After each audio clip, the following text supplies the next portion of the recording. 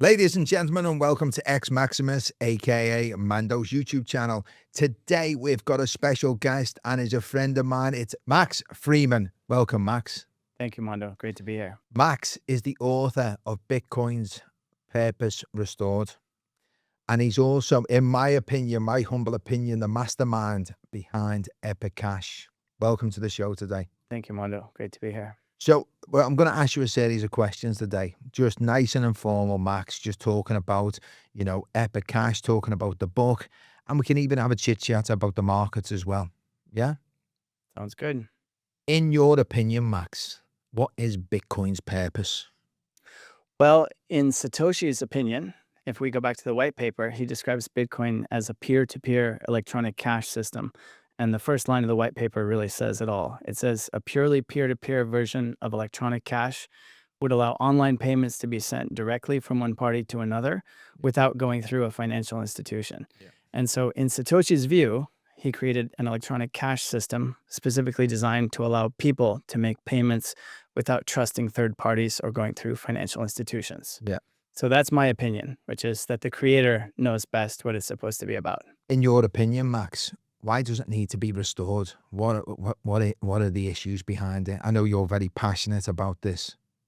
Well, as Bitcoin has evolved into BTC, what we really have is not a peer-to-peer electronic cash system for making payments. What we have is an institutionally intermediated digital gold system focused on store of value. Yeah. And in pursuing that market, a lot of wealth, or that opportunity, a lot of wealth has been created, and that's wonderful. But what we've given up is the opportunity to serve billions of people and interesting use cases that the original design, if up to date with modern technology, as Epic provides, can unlock. See, I know you were a hardcore Bitcoiner for many years, weren't you? That's the same as me. I mean, I've got Bitcoin on my neck.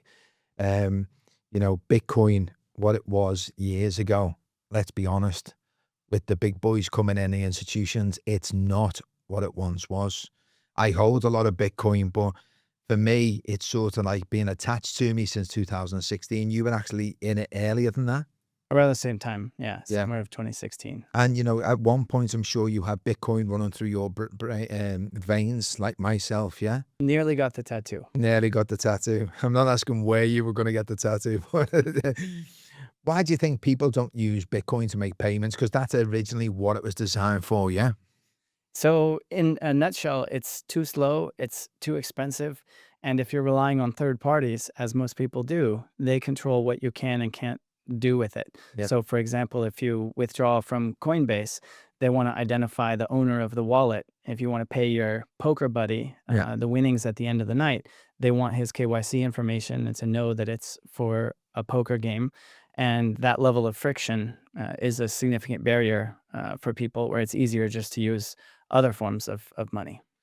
Yeah, but so that's a whole new topic as well that I'd love to talk about next time, which is obviously centralized exchanges. And for me, it's a necessary evil in some capacity, but for me, it's not why we got involved within, the blockchain and Bitcoin initially with passion. It was such a small group of people years ago. I don't obviously remember, but especially in 2016, you'd walk into a room and start talking about Bitcoin. It was like speaking an alien language or speaking Swahili or something. And people would be looking at it like you're strange. Whereas now, everyone thinks they've got an opinion on crypto or Bitcoin. What started out as revolutionary has become just another asset class. I agree, yeah. It's just sad. There's a bunch of positives to that, but Yeah. what we haven't really seen yet is what we give up in that transition. Yeah. What I was attracted to with Bitcoin and what motivated me to create Epic Cash was the idea that you could pay anyone, anywhere, anytime, any amount, any reason, from a penny to pick a number, Without any restrictions. privately, Yeah. without asking permission, without trusting a third party, and the network can't be shut down, and nobody can prevent you from using the network. And if you go through all of those elements and you say, can BTC do that? Well, no, it really can't. And so that is why I'm so passionate about Epic Cash. Is that why you focused and where your heart led you to with Epic Cash? Was that the the switching point? What switching point did you get to the point where you thought to yourself, this is my passion for Bitcoin is not working. I need to restore this. I need to restore the fundamental basics of what Bitcoin was meant to be. At what point did that happen? It wasn't a point so much as an evolution. Yeah. When the futures came out, I remember in 2017, 2018, when the futures came out, Yeah. that became the focus. Yeah. And there was a real shift away from the utility Yeah. to all that matters is the price. Yeah. And particularly with the block size war, there was a spiritual dimension to it of who is this system meant to serve? Yeah. Are we optimizing for the people that already have the wealth and power and the privileged position in society? Yeah. Or are we creating a system that everyone can participate in equally? Yeah. And so the mining became centralized, the activities became centralized with the exchanges and service providers. Lightning was supposed to solve a lot of these problems. Yeah. It's been 7 years now, and I think 0.03% of the supply is on Lightning. Yeah. Well, those are strong words, and I don't want to have a maximalist throw a rock at my head. Yeah. But you said it, not me. Yeah. The facts speak for themselves, and so I don't want to be in bed with Larry Fink and BlackRock, and I don't want the value of my investment or my asset to be determined by whether MicroStrategy can raise more money from Yeah. Wall Street. I was attracted to the original vision of Bitcoin as Satoshi created it. Yeah. And as BTC became more and more not that, Commercialized. I said, there's an opportunity here. When I discovered that Mimblewimble solved a lot of those problems, which we can get into later. Yeah. And it couldn't be added on to what was there. You can't just bolt a turbocharger onto a Ford Model T and now you have a formula car. It required a clean sheet design. And so that's how Epic came about. I love Epic Cash. I'm a huge advocate for that Epic Cash, and I post about a lot to my community. For me, I'm obviously a holder of Epic Cash. I will be long term. I believe in the fundamentals. I believe in the vision. I believe in your vision and the community's vision. And you've got so much coming. It's exciting. It's exciting every single day.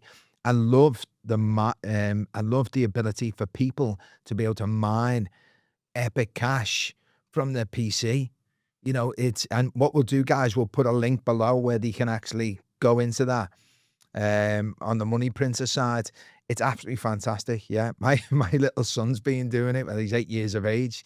He's been asking me, he owns Bitcoin, but then he's been asking me, Daddy, what's this Epic Cash? And I told him he can mine through his PC. So my 8-year-old has been mining Epic Cash, which is incredible, really, isn't it? So MoneyPrinter is going to be a real game changer because there's 6.4 billion CPU and GPU devices out there that people already own.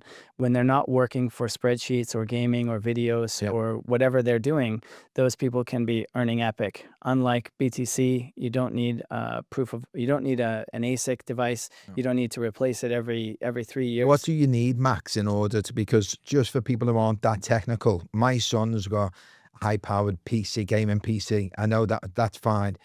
But what's the bare minimum if you're, a guy sitting in Pakistan, India, or Thailand? What type of hardware do you need in order to, as a minimum? Well, there's a group of people in Afghanistan running 10-year-old laptops on solar panels right now using the MoneyPrinter app. Oh, the other thing is it requires no technical sophistication to get set up. It's a 30-second install process. You install the app, click start, and you're mining. Amazing. So bringing down that barrier to entry is one of the reasons why this is a really exciting time for Epic Cash. We've spent a lot of years putting the foundation in place because you never get a second chance at a first impression. And now the stars are really aligning. My mind's blown because I heard about a lot of hype in 2021 with Epic Cash, and like everything, the whole market, it's become a minefield. Unfortunately, there's been so many meme coins coming in and stripping out liquidity out of all quality projects. And Epic Cash, for me, is probably one of the most exciting low caps out there in the marketplace. It is, your vision is mind blowing. I remember sitting with you for the first time, and as I'm sitting with you, my mind's just ticking along with all these different ideas and seeing your passion. Hence why I needed to get you on a podcast, because my followers need to see need to see what the person behind it and the people behind it. Well, it's not just me. There's a worldwide community. I There's understand. people all over the world that are as invested in this mission as I am. It's been a pleasure and an honor to serve so far, and I hope to continue to do that indefinitely. The Bitcoin white paper mentions trust more than anything else. Who are Bitcoiners trusting today? Oh boy, I'm not sure we have enough time to get into all of Come this. on. Yeah, I want to Well, get it. let's pick a particular issue that I think isn't on people's radar screen yet, but really will be in Yeah. the years to come, which is this idea of tainted coins and a lack of fungibility. Okay. So I met with somebody the other day where they had a consulting engagement and a client paid them $50,000 in BTC. Now, unbeknownst to them, the coins that they sent them had been through a mixing service 2 hops prior. Okay. This was 2 years ago. Yeah. This person deposited them to their exchange account, and they not only froze those coins, Flagged. Yeah. but they lost access to their whole account, all of the assets in their account, and now they're under the microscope from law enforcement saying, well, the blockchain says you're involved in some shady activities here. And so he's out the money when he didn't do anything wrong. It goes against everything. Why Bitcoin was actually created by Satoshi, or Satoshi's vision, especially. There was a court case. I'm going to get the details wrong, but it's directionally correct. Yeah. There was a court case in 2021, I believe, called United States versus 2,947 Bitcoins. And the government seized the property Yeah. based on the fact that they had transited the Silk Road 10 years prior. Oh my! So the people that had them in their possession at that time had no. Well, that's like fiat, in it. Obviously, let's not go into like paper money because that's a whole new podcast of a lot of hate.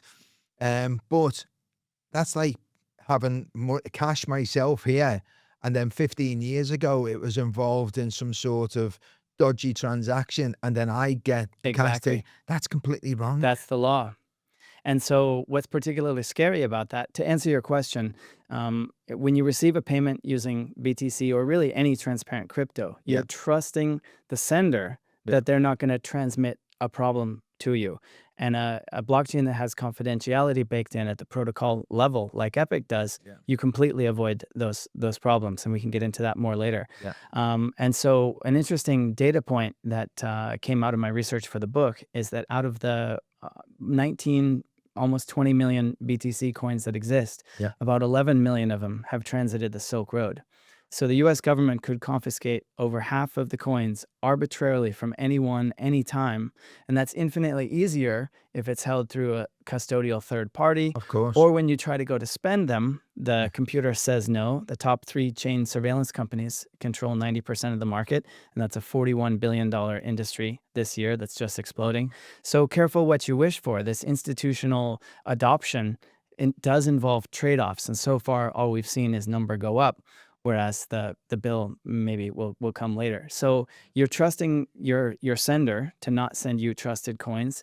If you're not running your own node, the Epic nodes are 4 gigabytes and they can be synchronized in minutes rather than literally weeks for Yep. BTC because it's 650 gigabytes and growing.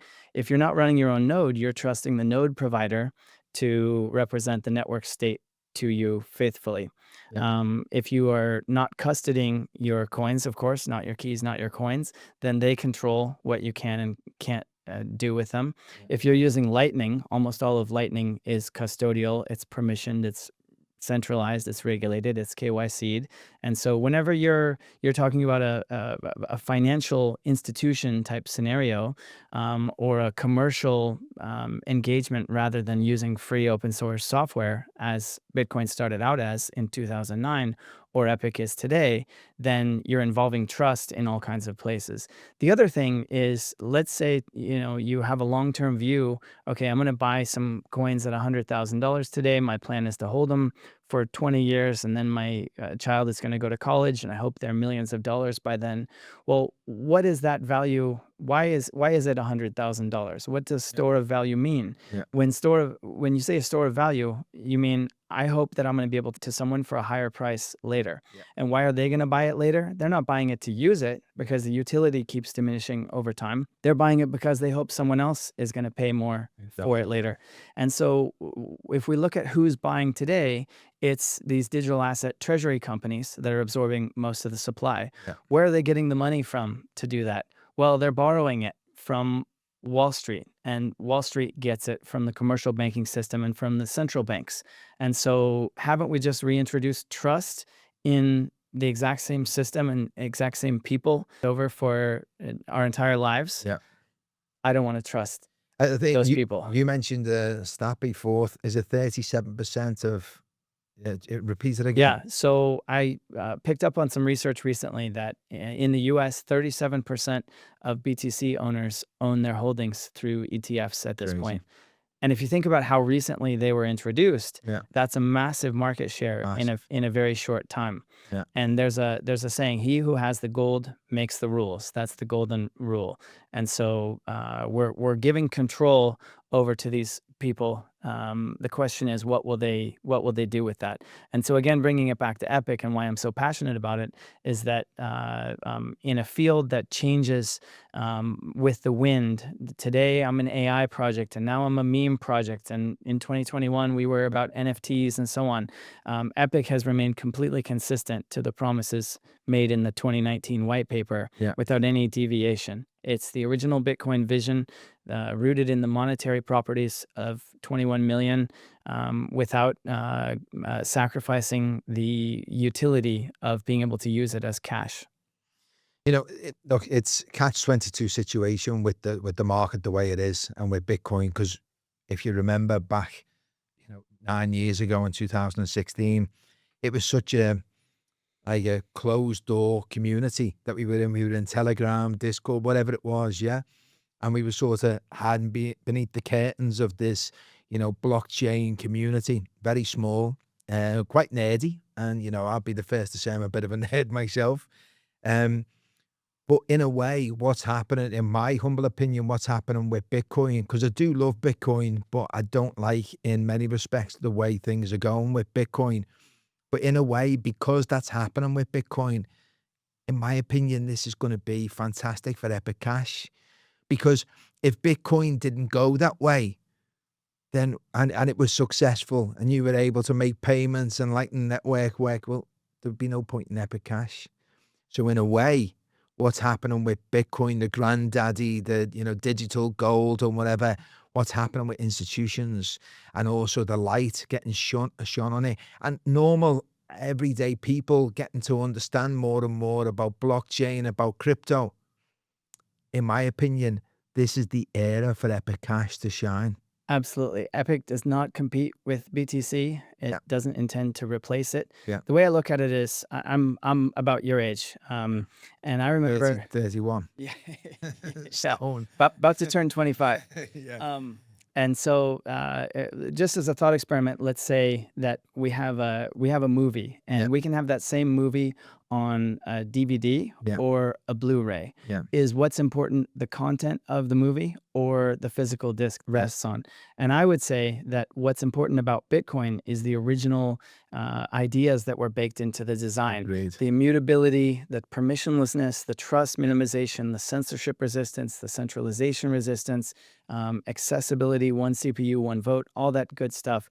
And so if we're moving into a world where we have these two shiny silver discs, and we can have the institutional version of the Bitcoin song, and we can have the Bitcoin song for everyone else. Yeah. Well, there's billions of people that aren't going to be on board with this one. If you live in a place that is not compatible with the existing political structure, okay, now my country is at war, and so my ability to access an account with a service provider is curtailed. We've seen the impact of this in networks such as Ethereum, where a lot of the service providers, particularly as it moved to proof of stake, they cut off access based on where people lived. Yeah. We can't serve Venezuela, we can't serve Crimea, we can't serve all these different places. And so if you want a version of Bitcoin that is integrated with the existing system for good and for bad, like they say when you get married, for better or worse. Yeah. If that's a feature for you rather than a bug, then BTC is great. If you want the same Bitcoin idea of 21 million Yeah. and those things are not positives for you or Yeah. they're not open to you, then thankfully there's an option that exists now That is. called Epic Cash. And the other thing that I think is going to be very significant in the years to come is central bank digital currencies, or CBDCs, and centralized or centralizing, increasingly permissioned cryptocurrency networks, as we're starting to see with the stable coins under the Genius Act and so on. Yeah. They're going to impose restrictions on what you can and can't do with your money. We haven't even begun to see It's crazy. that. I mean, what's happening at the moment in the UK and everywhere else, it is all about control. So what they've got to do is they've got to create a bit of chaos. Look at the anarchy that's going on at the moment in the US, in Australia, and in the UK. I'm not going to get into politics, but there's slightly civil unrest, yeah? And in my opinion, it's being orchestrated in a certain way to say, okay, we can't have paper money anymore, yeah? We need to have some restore to order. And then we've got to, now you've got to be monitored. You've now got to get a chip in your hand in order to, as a passport, to get through customs. And then we're going to monitor everything you do. In fact, you don't even need a card. You can just use your face. So all of a sudden, you're being controlled completely by the state. And that's what's happening globally, worldwide, in my opinion. And in some ways, okay, it can create an element of safety, but at the same time, to lose your freedom completely for the sake of safety, it's not really what everyone signed up for, surely. There's a Benjamin Franklin quote, but it goes something like, "Those who would give up their essential liberty for a bit of security Yeah. deserve neither liberty nor security." That is brilliant. And so we're going into an era where the money that you earn and whatever you're able to save, you won't be able to do what you want with it. No. You'll only be able to do what you're permitted Yeah. to do with it. And so Epic is an alternative vision that, because of its censorship resistance, its immutability, its trustlessness, its privacy, its accessibility to all without centralizing over time, no matter how big it scales, that means that that freedom, that ability to be self-sovereign and autonomous, is retained within it indefinitely. Yeah. And that's not something that people really value today very much yet, outside of forward-thinking, keen-eyed observers like you, who are picking up on this. Yeah. But in time, I mean, billions of people are going to wake up one by one And and realize, gosh, yeah. I need something, Yeah. and thank heavens it exists. And there's been people working on it as an act of love and kindness for years and years, Yeah. years and years. 92% of new blockchain projects fail after a year. Yeah. Epic's had 100% uptime for years and years now. 3.1 million blocks at this point. The technology's proven. What's happening at the moment with Epic Cash is fantastic. And obviously I hear whispers, so I'm not going to, but there's a lot of stuff about to happen, obviously. And, for me, even seeing like the volume and stuff like that, people getting excited and buyers coming in and whatever, because for me, I'm part of the community long term. It's funny because I treat my Epic Cash as I do my BTC. I don't really know when I can ever sell them. That's sort of, it's not a problem. It's just that I'm a bit of a collector anyway. If you see, my office is filled with collections, and another one of my collections, BTC, a bit more expensive than Epic Cash. Epic Cash, for anyone who wants to get in my opinion, like getting into BTC in 2010, 11, who think they missed the boat. Yeah. They need to dip the toe in the water, and that's definitely not financial advice. But for me, I'm feeling with Epic Cash that I'm getting into BTC, 5 years before I actually got in. When I always think to myself, where was I in 2010, 11 or whatever? Where was I? What was I doing that was more important than BTC? I remember, obviously I've lived in Dubai for many years. I remember a little story, and it was about 2013, 2012. And I was at a bar, Calabar, with the Dress Hotel, and this guy's talking about Bitcoin. At the time, I'm traditional finance at the time, I'm suit on, tailor-made suit. As soon as you mentioned Bitcoin, I said, Silk Road? Yeah. Criminality? Yeah. That was my perception. And I'm thinking to myself, I'm sitting here, okay, I can't complain. I've done absolutely amazing in crypto. I'm blessed, yeah, and I thank God for it every day. But where was I then? But I know where I am now with Epic Cash, and I'm in. I'm in. And for me, I feel blessed with that. My son's in as well. So, it's for me, as I say, not financial advice, guys, at all. But if you're not doing your own research into the Epic Cash, and especially after hearing this guy, then I don't know what you're doing. You have to ask yourself, and again, this is not financial advice, is there a greater risk to be in or to be out? To be out. I mean, in an age of information, ignorance is a choice. And Yeah. now that you have the information, at any economic level, I mean, the coins are almost free today. They are, yeah. Can you afford $1 to pick up Yeah. 3 coins? Yeah. What's that rap song from 2018? 3 coins, pay your whole semester. Oh, yeah. Right, right. Yeah. So, we have a saying in the community: everyone gets the price they deserve. Yeah. And so, is it expensive today? Only you can judge. But But we're talking a matter of a 5-6 million market cap. It's not. It's nothing. is the price of a coffee going to change your life? Yeah. And the time it takes to do it? Hell, plug in an old laptop and see for yourself how people got started with Yeah. Bitcoin Yeah. in the first place. That's what Epic is. The price of a coffee can change your life, It literally can. or you cannot do that Yeah. and enjoy Do you your know? coffee. I think. Also, I recommend anyone that really, really loves the idea of Bitcoin and what Bitcoin stands for. Even if they just got, $10, $20, $50 worth of Epic, and then join the community. Use it. No, but join the community, because the community's vibrant, it's passionate. I've met you with the guys. I mean, the coolest guys ever. I mean, Oliver's unbelievable. All of them are great. But one thing that blew my mind is, like, you've got, high level Islamic lawyers, absolutely fantastic guy, so intelligent like yourself, but he's not a crypto guy as such, yeah.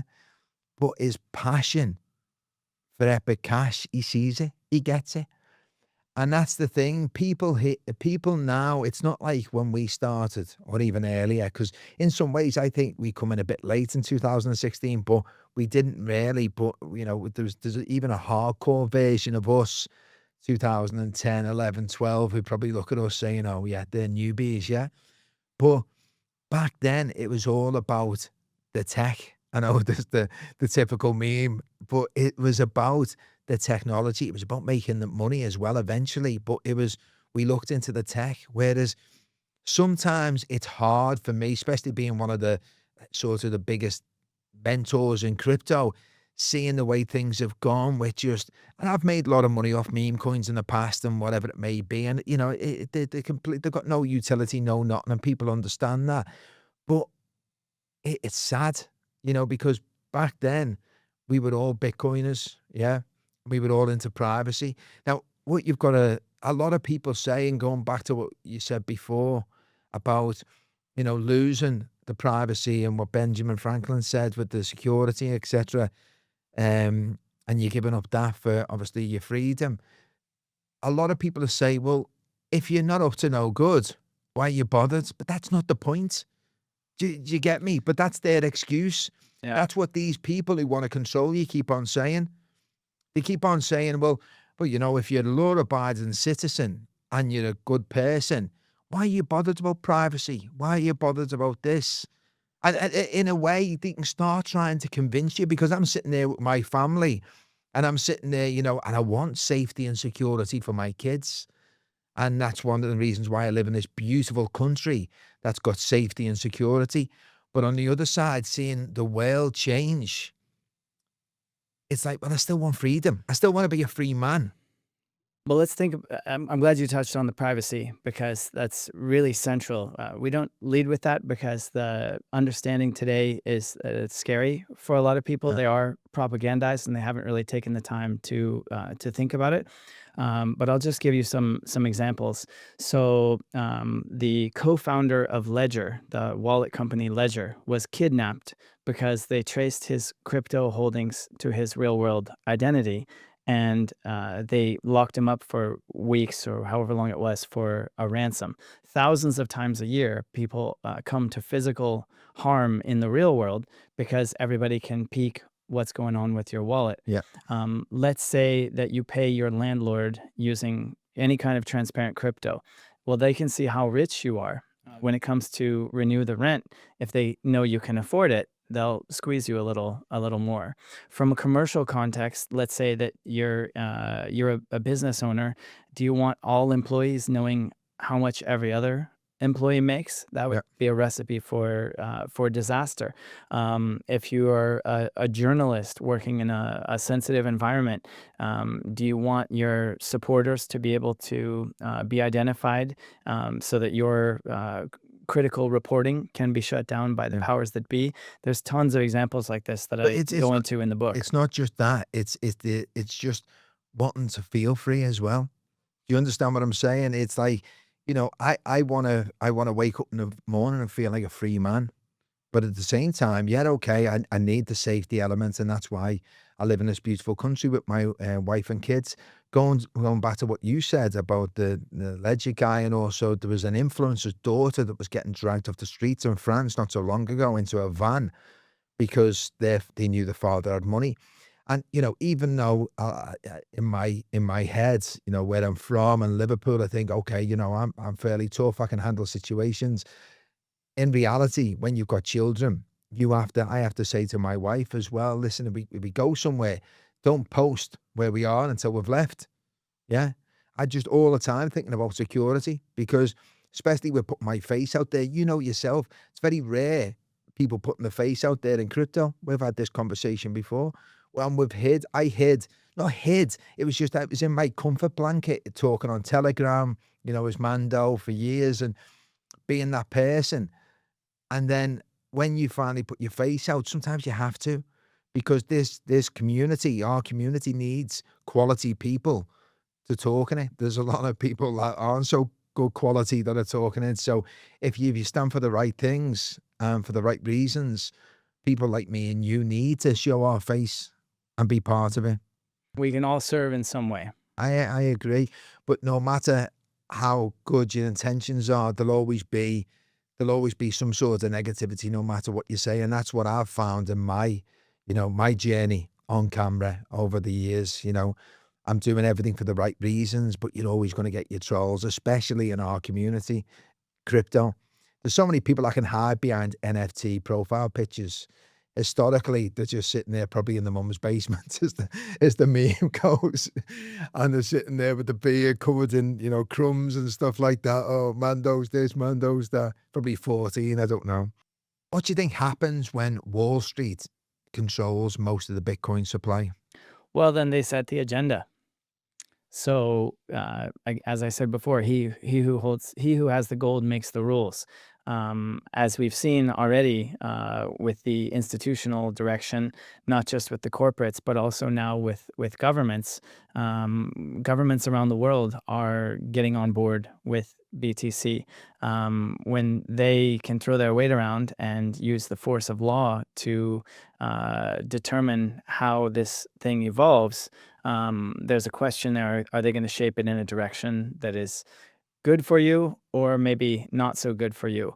And so if you look at France as an example, they're trying to push through legislation right now to tax their citizens on so-called unrealized capital gains. So let's say the price of a coin today is $100,000, and then the European Central Bank cranks up the money printer, and now your purchasing power is exactly the same. You can buy the same amount of bread or whatever you want with it, and now the price is 200,000. Well, they claim the right to tax you on that so-called increase in value. Okay. And if it's held in third-party custody, then that becomes even easier. And you can say, well, that's crazy. That's never going to happen. Well, guess what? That's actually how it's been in Korea for a number of years now. If they think you owe taxes, they go and take it right out of your account Well, with with exchanges. the UK now is getting to the point where, I mean, look, I love my country. Yeah, I do love my country. I don't like to talk ill of it, because when you do, you always get again the hate. Oh yeah, he's left. He's in Dubai. So I love my city, Liverpool, and I love my country. I always will.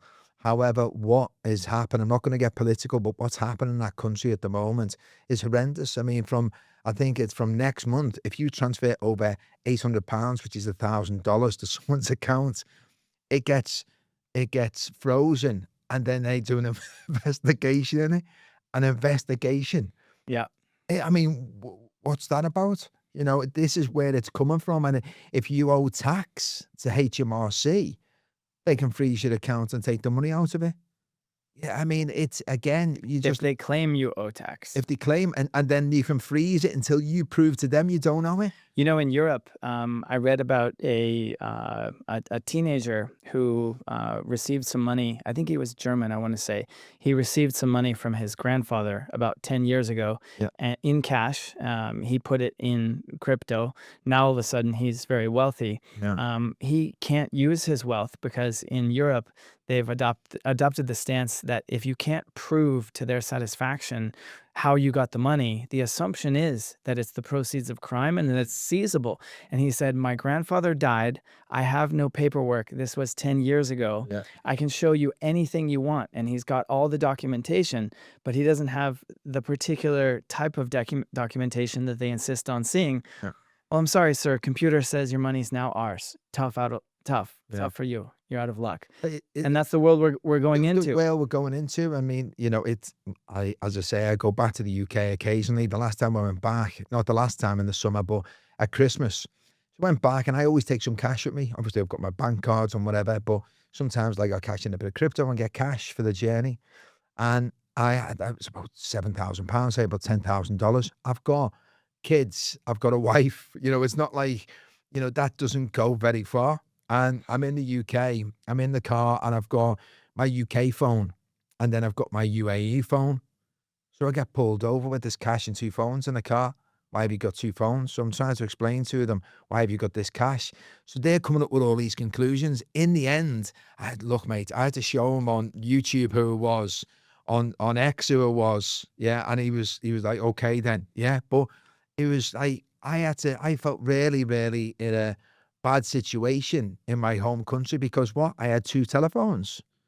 Yeah, why do I have to explain why I've got two telephones and I've got cash, which is spending money? And they would treat me at that point of time, not for long, 10, 15 minutes, running checks, like I was doing something wrong. And I felt like I was at that particular time.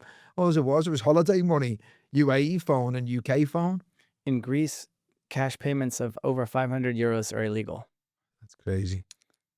So I didn't know that. yeah, didn't know.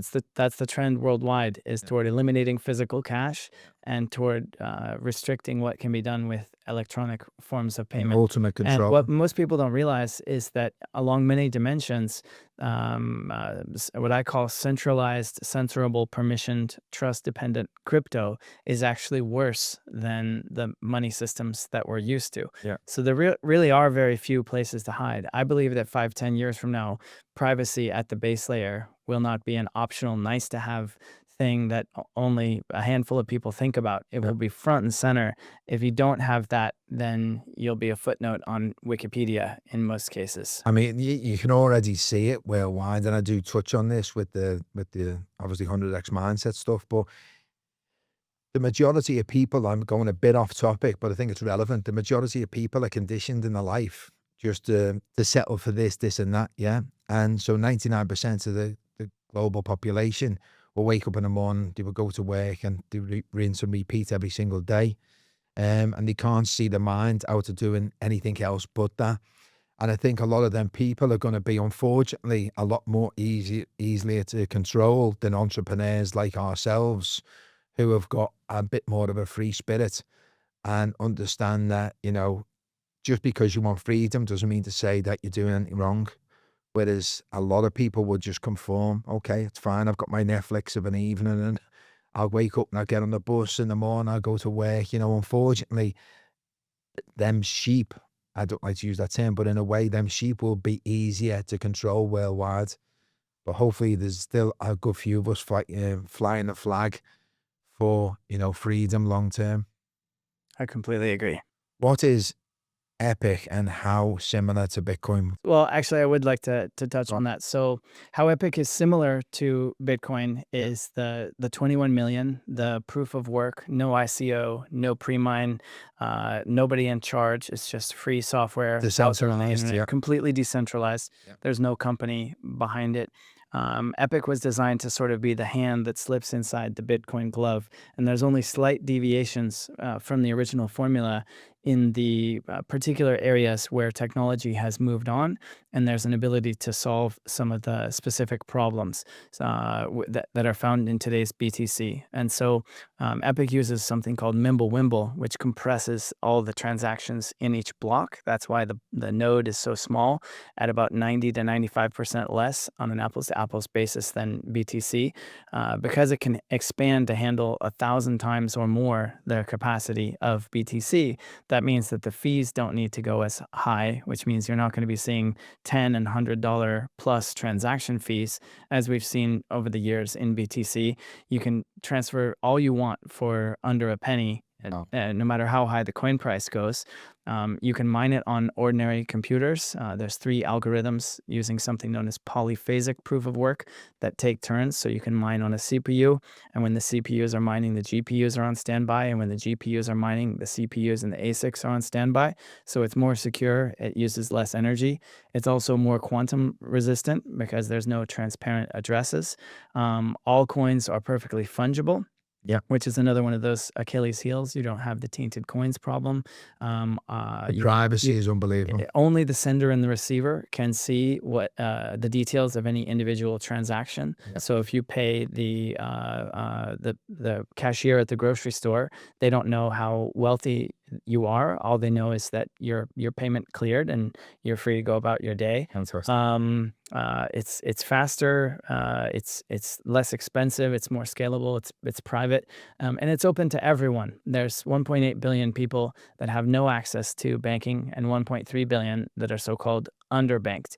And the mechanisms of exclusion that keep people out of the traditional financial system, your KYC, your AML, your CFT, all this alphabet soup of restrictions of saying who can and can't, really who can't use these systems, are increasingly applied to centralized constructs such as BTC is becoming. And in Epic, it's completely permissionless. If you download the MoneyPrinter app, within seconds, you can be mining. If you install a wallet, somebody can pay you within seconds, and nobody's in control. Nobody is able to exercise influence to say, well, you are not able to participate on this. And so looking ahead, if we ask what was Satoshi really trying to do, well, he was trying to create a universal payment system that was open to everyone, that would do anything, would make payments possible for any purpose. Leave the politics out of it, leave the regulation out of it, leave the banks out of it. Epic is truly neutral technology for people to build on whatever they want. And that really doesn't exist outside of a very narrow handful of projects within the crypto space. I feel privileged today to have you, by the way, be on the podcast, because I know this is probably your first podcast with Epic. And, you're brilliant, by the way, Max. You're absolutely fantastic because you're speaking with passion, and that's all you need to do. When you're passionate about something as you are with Epic, it's not really a chore. You don't have to think about what you're saying. Does that make sense? And that's why for me, I'm feeling blessed that I've got you on the show today. Really am. I'll ask a few more questions and then we'll sort of tape it off, and then we'll tell everyone where you can buy Epic Cash. Also, after this, all the links are going to be below. Follow all the socials because there's big things happening, isn't there? There's really big things coming up. What role will AI and machine-to-machine payments play in Epic's future? So I actually think that the machine economy could actually be larger than the human economy. and it's probably going to happen faster than people think. And so if you look at what are the functional properties that autonomous AI agents are going to need in their money, you can narrow the field pretty quickly to have a sense of what they might settle on as sort of a world reserve currency for the machine economy. They're not going to open bank accounts in most cases. They can't, or at least today they can't. If they use centralized currencies such as Tether or Circle or any of the stable coins, then their balances can be arbitrarily frozen. In many cases, the transaction fees of a lot of networks are too high. If you're doing thousands of payments a minute or per hour or whatever, a fraction of a cent really makes a difference, and a lot of networks don't have the capacity to scale to handle the volume. But I think the biggest thing is actually the privacy, because in an AI world where these super intelligences can instantly see and understand what the other agents are doing, if they can see your payments, they can figure out your strategy, and if they can know your strategy, then they can compete with you and take away your business. And so I think confidentiality at the base layer is absolutely non-negotiable for success in the market for machine money, shall we say. Yeah. And it also needs to be something that humans also can use, not just machine to machine money, Yeah. but what is something that meets the needs of humans and machines. Yeah. And fortunately, we didn't really have a sense of any of this back when the ideas for Epic were coming together in 2017 and 2018, and ultimately 2019 released. It still was years prior to ChatGPT, but we just got very lucky that the design hits all the notes that it needs to serve as ideal money. And that's after I take a rest after publishing this first book. That's a future book that I have in mind called Invisible Money for Intelligent Machines. That's fantastic. So stay tuned for that one. Two authors together. How nourishing is it to write a book, isn't it? I mean, we're both similar ages, 25, 26. But no, really, I mean, to write your own book, I mean, for me, it was really cool to do and to actually have out there. And yours is unbelievable. And, I think it's going to explode. I think also for me, I don't know what drove you for the passion to write the book. For me personally, it was about leaving a legacy, if that makes sense. Yeah, especially for my kids. I'm dead and gone as look, that was me. That was my dad. Yeah, Mando. Anyway, let's get to the next question. Where is Epic in the adoption cycle currently? It's very, very early. It's actually a sweet spot where the reward potential relative to the risk is pretty compelling. Again, not financial advice. I mentioned the statistic that 90% of these initiatives fail after a very short time. Epic has had many, many years to be battle tested, not just the technology itself around the blockchain, but all of the other components of the entire ecosystem as a whole, the wallets, the mining, the pools, and so forth.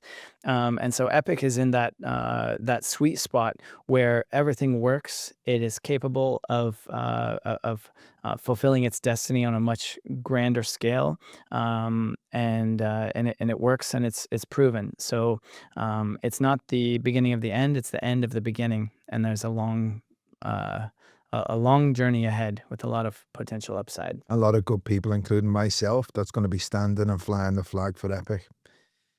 Guys, I want to thank you so much for coming on the show today. Is there anything else you'd like to say before we taper everything off? I'd like to encourage everyone to visit MoneyPrinter.app and install the mining software. If you have an old laptop or a PC, even just to try it out, within 30 seconds you can be mining. There's also a tell a friend referral program on there, where if you have a social media presence or a YouTube channel, you can put an invitation code, and if you introduce people to the program, then you can earn some extra rewards that way. I always say that the best investment anyone can make is in their own education. So take the time to learn about what Bitcoin is, what it started out as, why this thing captured so many hearts and minds in the first place, and ask yourself, do you really want to be in bed with Larry Fink with Jerome Powell, with pick a name of that cast of characters, or do you want the original Satoshi vision? And you can have it. The hard work has been done. There's a lot of work to do, but it's growing and it's early, and it's unlike a lot of these meme coins and other short-term phenomena. It's a pretty safe bet that it's going to be around 5 years from now, 10 years from now, and beyond.